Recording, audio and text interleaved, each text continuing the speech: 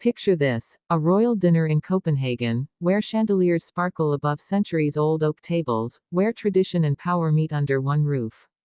Everyone expects formality, polite conversation, and carefully staged photographs. But what if I told you that this evening broke the mold? That this dinner, between Princess Leonor of Spain, Prince Christian of Denmark, and his father, Crown Prince Frederick, wasn't just about etiquette, it was about revelation. And here's the shocker. What unfolded at that table changed the way both families, and perhaps even Europe, will look at their future. The evening began with Leonor stepping gracefully into the grand dining hall, her presence drawing every eye. Guests whispered, not because she was Spain's future queen, everyone already knew that, but because she carried a warmth, a confidence, that made the formality of the setting feel almost secondary. And right there beside her was Prince Christian, protective yet proud, as if the moment belonged not to the monarchy but to the two of them alone. At the head of the table, Crown Prince Frederick watched closely. Was this dinner a test?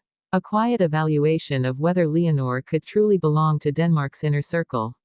The conversation began gently, with remarks about Spain's vibrant culture and Denmark's rich traditions. But then came the pivot. Frederick leaned in, his tone softer than anyone expected. He asked Leonor about her vision for the future, not just as Christian's partner, but as a future queen in her own right. The room stilled. The future queen of Spain, still so young, faced a question that carried weight beyond diplomacy. And in that moment, Leonor's response stunned them all. She spoke not only of duty and responsibility but of unity, of how Spain and Denmark could model a modern monarchy rooted in humanity, compassion, and genuine connection with the people. It was more than an answer, it was a declaration. And the look Christian gave her revealed everything, a quiet awe, mixed with admiration and pride. But here's where the curiosity deepens. Was Frederick satisfied? Or was he silently weighing whether this young woman could truly withstand the pressures that come with standing next to his son, the future King of Denmark? As the dinner unfolded, subtle gestures told a story the cameras never captured. Christian's hand lightly brushing Leonor's as he poured her wine.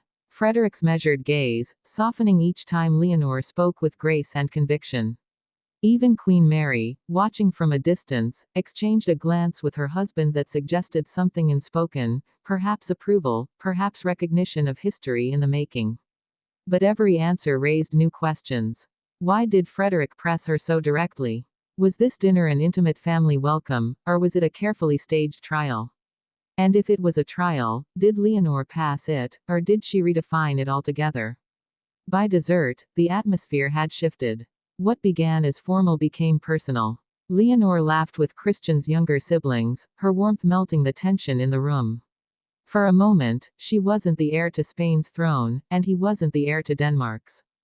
They were simply two young people, deeply connected, sharing a table with family. And yet, beneath that ease, the weight of expectation lingered.